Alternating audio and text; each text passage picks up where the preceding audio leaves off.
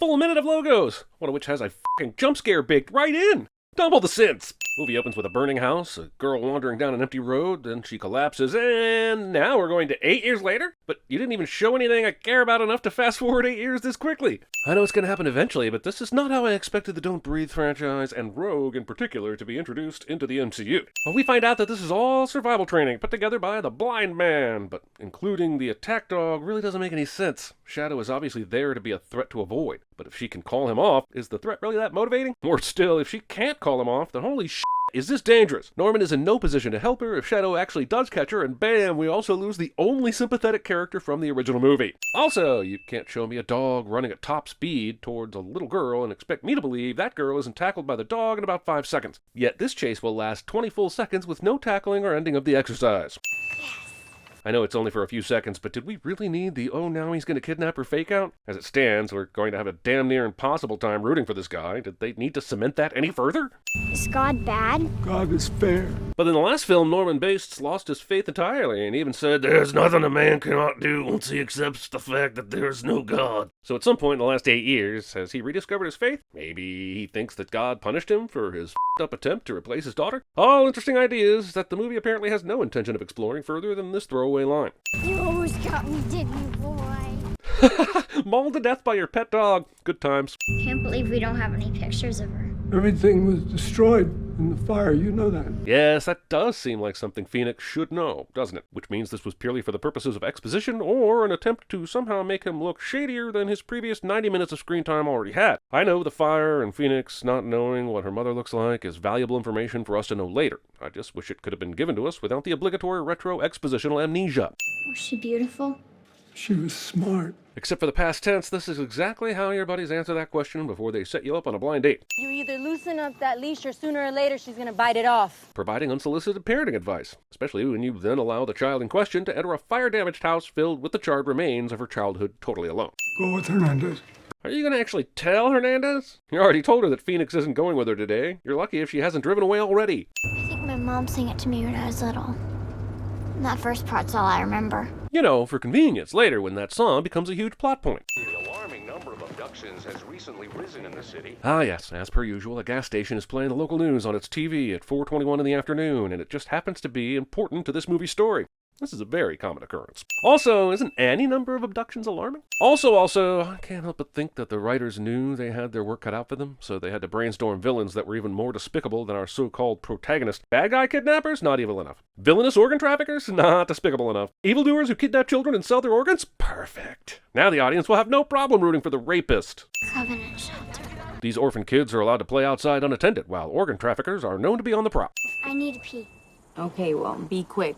I don't want to anger your father. But I don't care quite enough to go with you to make sure you aren't kidnapped. I know she wouldn't assume there are organ traffickers on every corner just because of a news report, but you would think she would be extra cautious with the only daughter of a man who clearly has an overprotective streak. Wow, you're pretty. Later we find out that this is Phoenix's real father, and while his intentions are evil, they're not to catch a predator evil. So what's with the creepy dude in the ladies' room act? Either Hernandez didn't see Raylan walk down this one-way path to the restroom, or he was already hiding in there, and survival expert Phoenix totally missed whatever noises he made to get unhid and wait for her at the entrance. What's hilarious about this cooler is that the movie is telling the audience, "Oh no, it's the organ harvesters," and then 40 minutes later we find out it's being used to keep Molotov cocktails, and it's like, oh, the movie totally faked me out! And then later on, when Phoenix is taken away from the blind man, you see the organ harvester guy in the hallway, and you're like, damn you movie, why so many twists on the organ harvesting subplot? It's not a horror movie until someone starts chopping wood. You're a bad man. A man who's done terrible things. At least I know you think that. Oh, it's one of those movies. People say things that are out of context before they give the context. Just like sometimes I do about myself. Yeah, but was it kidnap a woman and force her to bear your children bad? No, I thought not. I like Hernandez, but she is making a lot of leaps about this man's chances at redemption based on knowing nothing more about him than he's a veteran. You mind moving your vehicle off the road, please? Let's talk about the villain's first big moment of the film. They wait here to block Hernandez from leaving so they can kill her, but there's absolutely no reason for them to do that. In fact, I'm not even sure they know enough about the situation to make this plan. Do they know who Phoenix has been staying with? How do they know what kind of relationship Phoenix, Hernandez, and the blind man have? How do they know Hernandez is important to kill? How do they know she wouldn't just drive up to the house and stay there for the night? This bad hombre hat is possibly the strangest and most masturbatory piece of product placement I think I've ever seen. And this is a Sony movie. Oh, f me. Yes, let's put the gun somewhere that is extremely difficult to access seconds after confronting the creepy man from the restroom who has just blocked your escape route. Oh, double f me. There is no reason for Hernandez to wait until she has driven past the truck to call the cops. And there's triply no reason for discount Denise Forrest to wait until after she's dialed to attack her. What the f was he waiting for? Also, why even bother with any of this shit? There's no one else around. What was the point of waiting until she got back in her truck to kill? She could have already dialed the cops by now. Homeschool is safer. I don't want to be safe. I want to be normal. Believe me, kid, if you're aiming to be in a place where you're made to feel normal, school is going to be a very nasty surprise. I already lost the daughter once. I'm not losing you. Holy shit, so this does take place after the events of Don't Breathe. That's pretty f***ed up. I had naively hoped that this might be a prequel, set sometime before he became a kidnapping rapist, so I might have some cause to feel invested in his story. Our protagonist, who relies on his enhanced hearing to be a badass, does not hear this gunshot. Let's talk about the blind man's house and its lack of any sort of security measures. Last time we saw this guy, he had turned his entire house into a f***ing vault on steroids. What happened to the alarms and ready-to-board windows? For some reason, the only security measure he deems necessary is a dog that is at least 10 years old that can't even catch a little girl. Luckily for Phoenix, she is immediately suspicious of these footsteps, instead of understandably thinking they belong to the man that actually lives with her. Also, a few minutes ago, Phoenix was sitting on this side of the bed, looking at the Covenant shelter flyer. But now, because the movie needs her to, she's sitting down at the foot of the bed so that she can avoid detection. I'm not saying she couldn't have moved. I'm just saying it's super unlikely she had a reason to do so, other than the movie demanded it. The movie expects me to believe that Phoenix can stealthily crawl underneath another piece of furniture in the time it took this dude to flip the mattress. Now she turns off a light and either jumps over the stairway railing without making a noise or slides through the bars of a stairway railing so that she can hang on the other side and out of sight. Does she have software that edits visuals and sounds in real life, in real time? These doors creak when they are opened, meaning there's no way Phoenix got in here without that sound happening. She can either move super fast and make the doors creak, or she can move super slow and get caught by the bad guys while opening the door slowly. She can't have both. I mean, I don't mean to belabor this point because it's easily the best scene in the movie, but come on! There's a massive cheating going on, and I will not have it! This guy doesn't do a thorough job of looking through the closet, and is easily distracted by a noise upstairs that is clearly one of his buddies. Of course, at this point I'm wondering why these assholes are still wandering around the place all super slow. Why are they even bothering to be quiet anymore? By this point, the homeowner knows you're in their house. Oh, God. The dog dies. F this movie, man. Okay, I haven't the faintest idea what's going on, but this scene here and this window here definitely makes it look like it's day already. But when our hero bursts in, it looks like we're in darkness again, until we return to what looks like sunbeams coming into the basement. Then, when we actually make it back outside, we can see that it's obviously still at night. None of this makes any sense, so I'm just gonna blame these lamps.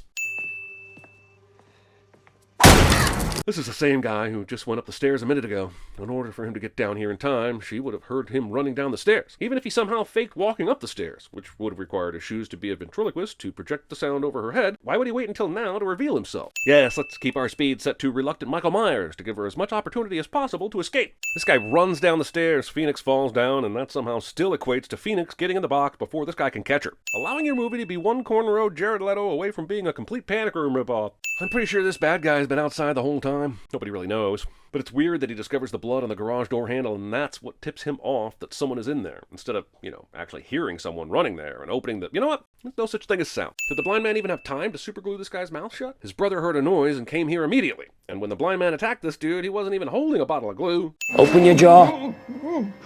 Stay still. This guy's a fucking dick. He didn't even try to peel or cut out the glue. He just reached for the first fucking tool he could find and said, "Well, sucks to be you, my dude. Enjoy your new screwdriver blowhole." Holy shit. What if he'd stepped on a mousetrap? Would he have taken his fucking leg off? This feels like a super obvious flaw in the Panic Box plan. Like, I know you need a vent so that you can breathe, but anybody worth their salt is going to figure something out to make this whole thing moot. It's shocking that the blind man didn't know there was something exploitable about this and figured out a failsafe. Call Raylan. Why the f*** is he not there? Raylan's been in every scene with the bad guys except for this one. He played creeper in the bathroom, he was there for the roadblock. Now when they go kidnap the kid, he's just sitting in the truck waiting for other people to do it? Great, he knows where Duke is, but how did he know he was reaching for the knife? Or that the knife was even there in the first place? Okay, maybe the knife was always on this table, but Duke used it and put it down, so there's no f***ing way he's doing anything more than taking a wild guess. Why would he pick this shot instead of whacking Duke over the head? What's stopping Phoenix from poking that wire back through the bars? I mean, she'd have to do it carefully to make sure it didn't get wet and shock her, but something tells me there's a much greater risk of that in a few seconds when it's fully submerged in the damn water. Sure, dude, take your time. I'm sure this won't come back to bite you in the ass at all.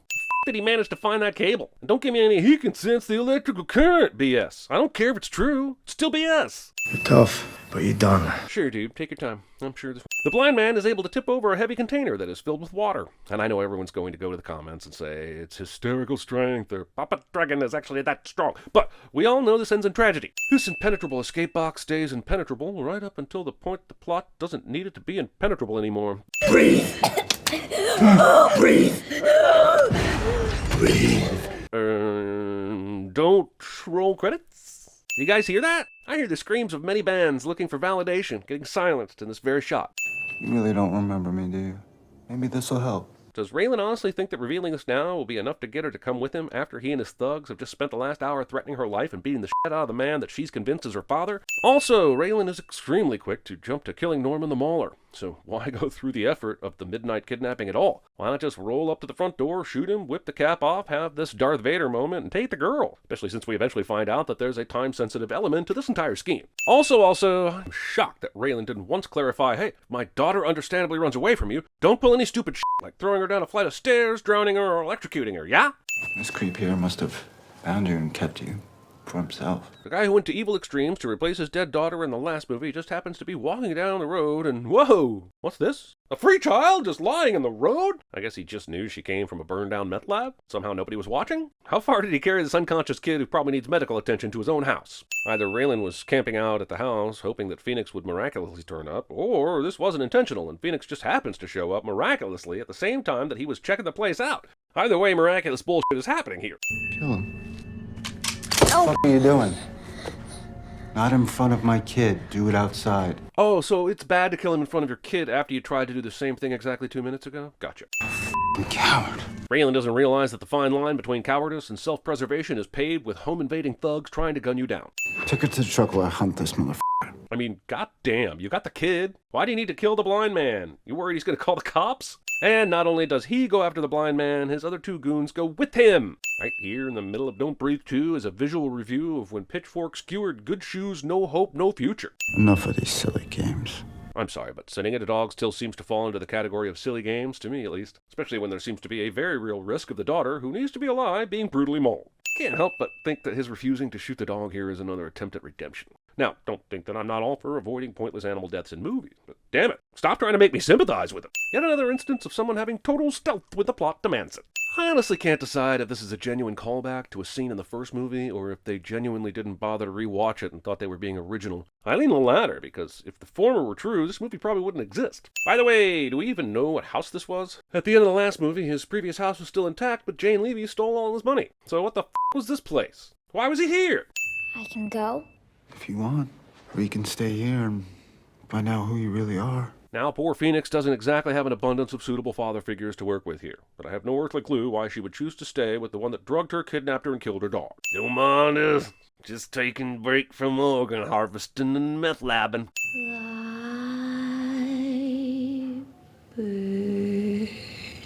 Seriously, the movie is saying that Phoenix was free to leave, but because she hears this song she conveniently remembers, she turns back so that the rest of the movie can happen. Your entire plan relies on this kid remembering the song her mom sang her. I guess you could say the bad guys had no intention of ever letting her go, but why go through all this if that's the case? Mom? Like I said, everything he told you was a lie. But I had your mom wait down here until you maybe choose to leave, so you'd find this out with maximum dramatic effect. Can I hug you? Skip. Mom and Dad used to have a kitchen. It's where we used to cook.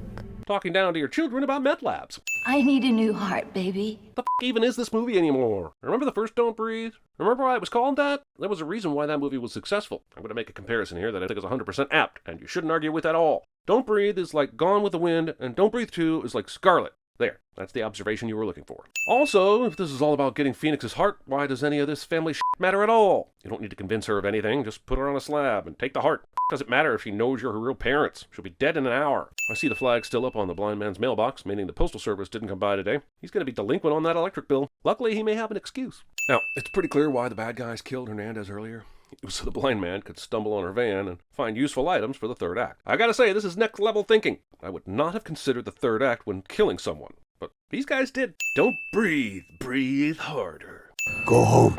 I'll concede that the dog knows its way back home because we've all heard stories about pets and whatever, magnetic fields or something. But does it know the go home command? How far of a walk is this? My guess is it's far enough that he won't be able to save Phoenix in time, but this movie is pretty good about editing out time and space. Also, how lucky is Norman to even have this dog? This depends on Raylan bringing him in the first place, desperately sending him in to attack Norman, leaving him to die in the fire, but him surviving said fire regardless, all while Raylan decides to postpone the surgery for family time. Now that's a stretch. I hope you understand the high risks of this procedure.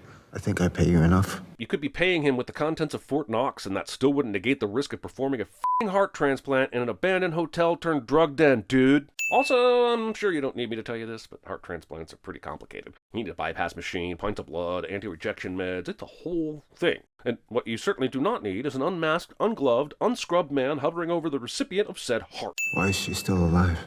If she's dead, so is her heart.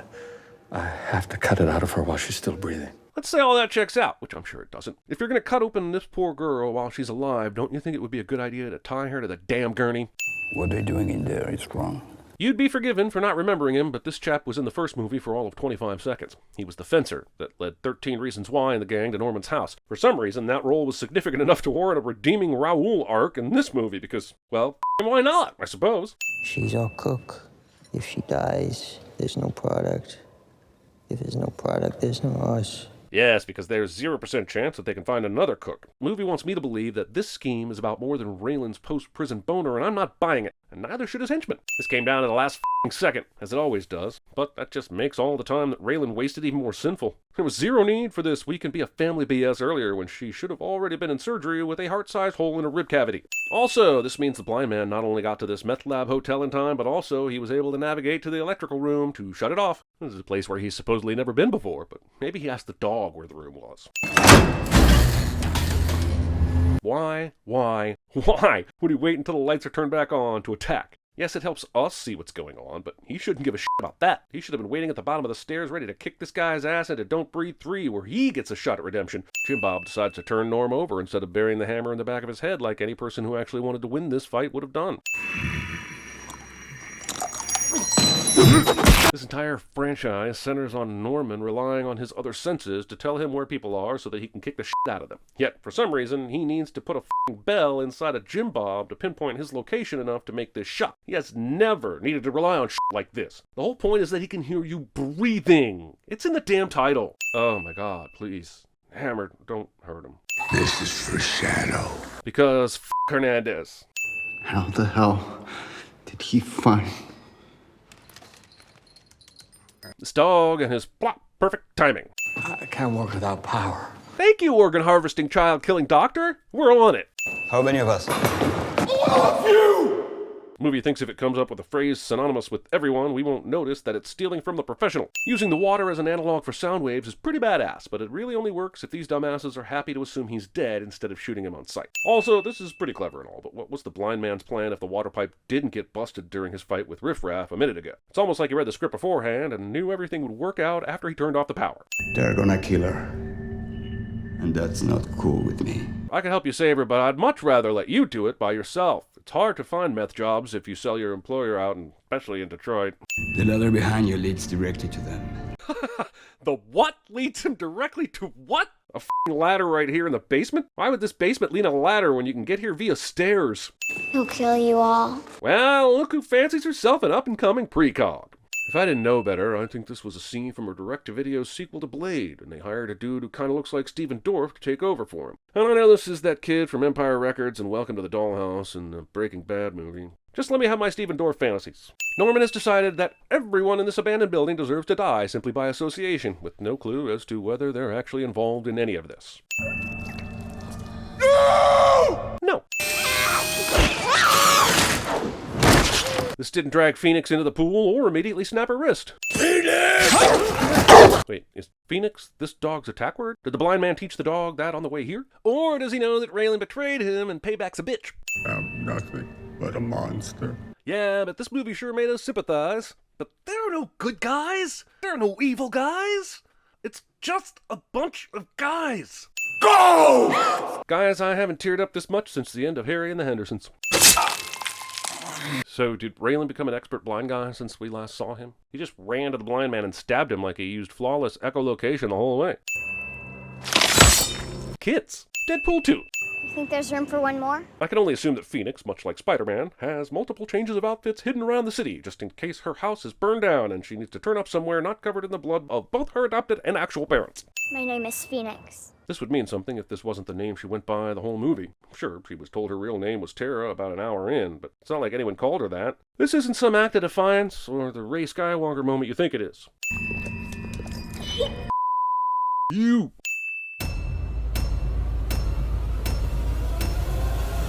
I don't have a home. You made sure of that. All right, apart from the usual, I have 1 aardvark, 1 flamingo, 4 porcupines, 2 armadillos, 3 badgers. We don't need no stinking badgers! It's beautiful. You made that up? All words are made up. James T. Kirk.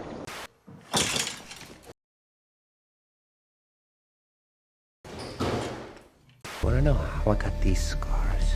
What's my real name? Get over here now! Call my name!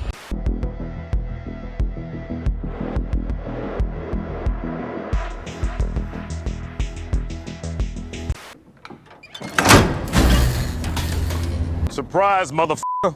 How many of us? Everyone! Bring the men, kill the blind man. How many of us? Fire everything!